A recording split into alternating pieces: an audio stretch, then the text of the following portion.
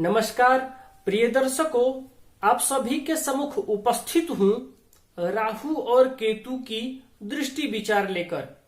प्रिय दर्शकों, मैं आशा करता हूँ कि आप इससे पूर्व ग्रहों की दृष्टि विचार को समझ गए होंगे। वहां हम लोगों ने ग्रहों की दृष्टियों के संबंध में चर्चा किया। आपने श्लोक पढ़ा, देखा और समझा होगा। पश्यन्ति सप्तमं सर्वे शनि जीव कुजाः पुनः विशेषतश्च त्रिदश त्रिकोण चतुरष्टमान।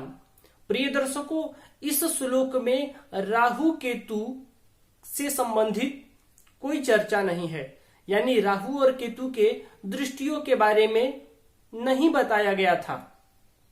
इस श्लोक में राहु और केतु को दृष्टि प्राप्त है कि नहीं, कितनी दृष्टियां प्राप्त है, इस विषय में कोई भी जानकारी नहीं है। हालांकि मैं उस कार्यक्रम में आपको यह बात बता दिया था कि राहु और केतु के पास दृष्टि है कि नहीं, राहु और केतु किस स्थान पर अपनी दृष्टि रखते हैं, आप उस कार्यक्रम में भी समझ गए होंगे। लेकिन कितने मित्रों का यह प्रश्न होता है कि आप मुझे श्लोकवत समझाइए, श्लोक के साथ समझाइए। हालांकि कुछ दिन पूर्व एक मित्र का फोन आया, वो कह रहे थे कि भाई आप ज्योतिष को पुस्तक के माध्यम से समझाइए, यानी पुस्तक कोई एक चयन कर लीजिए और श्लोकवत क्रमशः आप हम सभी को उसका ज्ञान दीजिए। प्रिय दर्शकों, मैं आप सभी के सम्मुख पुस्तक लेकर भी उपस्थित रहूंगा। एक पुस्तक का चयन कर लिया जाएगा। जो लोग ज्योतिष सीखना चाहते हैं, ज्योतिष को समझना चाहते हैं, उनके लिए पुस्तक की भी व्यवस्था की जाएगी, यानी पुस्तक लेकर क्रमशः अध्ययन किया जाएगा। लेकिन अभी ज्योतिष का जो बेसिक है, मैं सोच रहा हूं कि आप सभी के सम्मुख जो ज्योतिष का बेसिक नॉलेज है वह एकत्रित हो जाए, आप उसका ज्ञान हासिल कर लें। इसके बाद हम पुस्तक की ओर चलेंगे। तो प्रिय दर्शकों, उस श्लोक में आप सबने समझा था ग्रहों के पास कितनी दृष्टियां हैं और कौन से ग्रह हैं जिनको विशेष दृष्टि प्राप्त है। प्रिय दर्शकों, वो ग्रह थे शनि, गुरु और मंगल। इन तीन ग्रहों को विशेष दृष्टि प्राप्त है। हालांकि मैं वहां बताया था कि राहु और केतु भी गुरुवत दृष्टि रखते हैं, यानी राहु की भी दृष्टि 5, 7 और 9 भाव पर होती है। प्रिय दर्शकों, अब एक यह प्रश्न विचारणीय है कि शनि, गुरु, मंगल और राहु केतु को विशेष दृष्टियां क्यों प्रदान की गई, इनके पास विशेष दृष्टि क्यों है, और इनके अलावा जो ग्रह बचते हैं यानी सूर्य, चंद्रमा, बुध, शुक्र, इनको एक दृष्टि क्यों प्रदान की गई। प्रिय दर्शकों, आइए आज का विषय अध्यात्म और ज्योतिष से मिलता जुलता बनाते हैं। इस विषय को समझते हैं कि आखिर सूर्य, चंद्र, बुध और शुक्र को एक स्थान पर दृष्टि और शनि, गुरु, मंगल और राहु केतु को विशेष दृष्टियां क्यों प्राप्त हुई, इसको समझते हैं। इसके बाद समझेंगे कि राहु और केतु को कौन कौन सी दृष्टियां प्राप्त है। हालांकि मैं वहां बता दिया था, आज श्लोकवत बताने का प्रयास करूंगा। प्रिय दर्शकों, सबसे पहले सूर्य को समझते हैं। सूर्य के पास एक दृष्टि क्यों है। सूर्य है राजा, सूर्य है पिता, और राजा सभी के प्रति एक दृष्टि रखता है, इसलिए सूर्य को भी एक दृष्टि प्रदान की गई। अब बात करते हैं चंद्रमा की। तो चंद्रमा माता का कारक है, चंद्रमा मन का कारक है और माता का स्वभाव, माता की दृष्टि आप सभी जानते हैं कि सभी के ऊपर एक समान समभाव की होती है। वह अपने पुत्रों के प्रति द्विभाव नहीं रखती, सबको एक समान एक ही दृष्टि से देखती हैं। इसलिए चंद्रमा को भी एक दृष्टि प्राप्त हुई। मंगल के पास विशेष दृष्टि है। बात करते हैं बुध की। तो बुध है बालक, वह सबको एक समान दृष्टि से देखता है। यदि वह किसी पर नाराज भी हो जाए, कोई उसको डांट फटकार भी दे, तो कुछ क्षण के लिए वह रुष्ट हो जाता है, फिर पुनः वह खुश हो जाता है। बुद्ध बालक है और बालक की दृष्टि सदैव एक समान एक होती है, इसलिए बुद्ध को एक दृष्टियां प्राप्त हुई। अब बात कर लेते हैं शुक्र का। तो प्रिय दर्शकों, ज्योतिष शास्त्र में सूर्य से लेकर केतु पर्यंत 9 ग्रहों में 2 ग्रह हैं जिनको गुरु की पदवी प्राप्त है, और वो ग्रह हैं गुरु और शुक्र।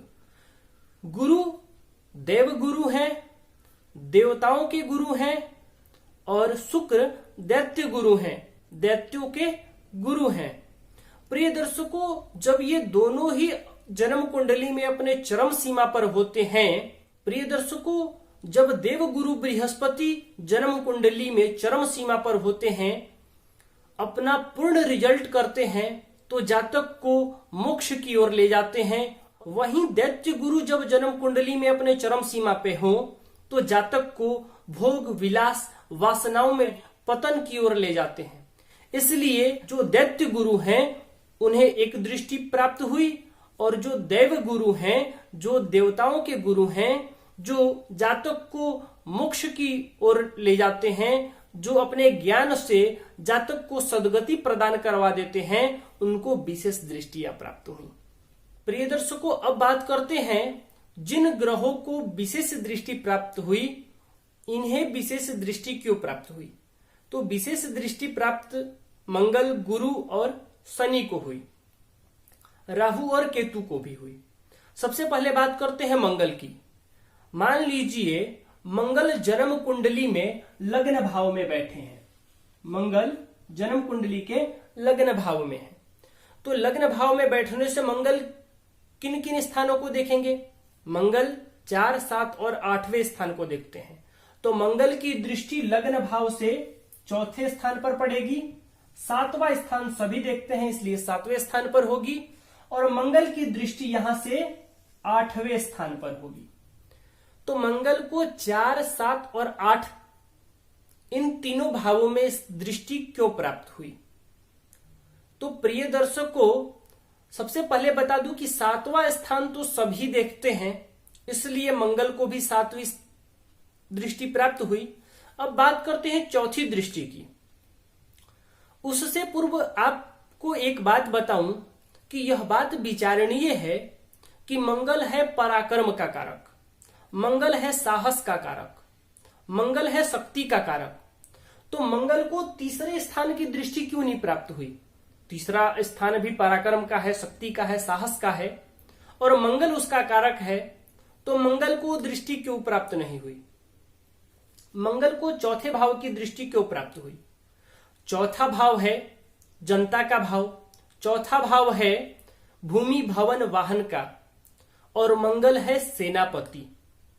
सेनापति का कार्य होता है कि वह सुख पर ध्यान रखे, जातक को, जनता को सुख साधन भूमि भवन वाहन का पूर्ण सुख प्राप्त हो, उसका वह ध्यान रखे। इसलिए मंगल है सेनापति, और सेनापति का दायित्व दे दिया गया सुख के लिए कि वह जातक के सुख से संबंधित जिम्मेदारियों का निर्वहन करे। इसके बाद 7वीं दृष्टि सभी देखते हैं। मंगल की 8वीं दृष्टि क्यों। प्रिय दर्शकों, यदि हम विचार करें तो चौथे भाव से 5वां भाव होता है 8वां भाव, यानी चौथे भाव से 5 घर आगे 1, 2, 3, 4, 5, और 5वां भाव किस चीज का होता है। तो वह ज्ञान का भाव होता है। जैसा कि ये 5वां भाव बुद्धि का भाव है, ज्ञान का भाव है, तो लग्न से यह ज्ञान है, तो सुख से ज्ञान 8वां हुआ, इसलिए सुख की जिम्मेदारी सेनापति को दी गई। अब बात करते हैं गुरु की। तो प्रिय दर्शकों, यदि गुरु लग्न में बैठे हैं तो गुरु यहां से 5वीं दृष्टि ज्ञान भाव पर, बुद्धि भाव पर, 7वीं दृष्टि आप सभी जानते हैं कि इनके पास भी है, वह सबके पास होता है, और इनको विशेष दृष्टि प्राप्त है, वो 9वीं दृष्टि प्राप्त है, यानी गुरु यहां से 9वें घर को देखते हैं। मैंने पूर्व में ही कह दिया, गुरु ज्ञान के कारक हैं और वो अपने ज्ञान के बल पर जातक को सद्गति प्रदान करते हैं, मोक्ष प्रदान करते हैं, परलोक प्रदान कर देते हैं। इसलिए गुरु को विशेष दृष्टि प्रदान की गई ज्ञान भाव की। सप्तम भाव सबकी दृष्टि है और नवम भाव ये है धर्म का भाव। अब आप विचार करें कि ज्ञान भाव से ज्ञान यानी ज्ञान कहां प्राप्त हो रहा। जो ये ज्ञान है, इस ज्ञान से ज्ञान धर्म है, यानी धर्म से ही ज्ञान प्राप्त होगा। और देवगुरु बृहस्पति ज्ञान के कारक हैं, धर्म के कारक हैं, इसलिए उनको ज्ञान और धर्म भाव की दृष्टि प्रदान की गई। प्रिय दर्शकों, शनि जब जन्म कुंडली के लग्न भाव में बैठते हैं तो यहां से इनकी दृष्टि तीसरे भाव पर और इनकी दृष्टि 10वें भाव पर पड़ती है। प्रिय दर्शकों, आपको एक बात और बताना चाहूंगा कि जब जन्म कुंडली में शनि का प्रभाव आता है, चाहे वह गोचर से आए, प्रिय दर्शकों, जब जातक शनि के ढैया और 7.5 के प्रभाव में आता है तो वह परेशान क्यों हो जाता है? उसका कनेक्शन यहां से है। यदि आप इनकी दृष्टियों से समझें तो आप सरलता पूर्वक समझ जाएंगे।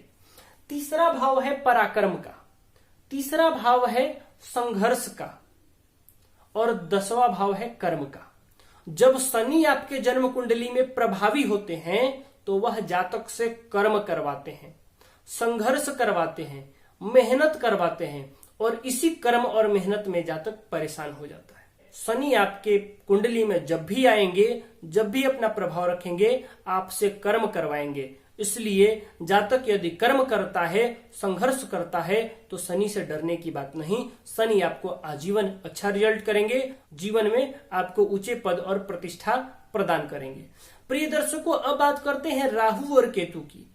तो राहु केतु छाया ग्रह है और जिसके साथ बैठते हैं उसका फल ग्रहण कर लेते हैं।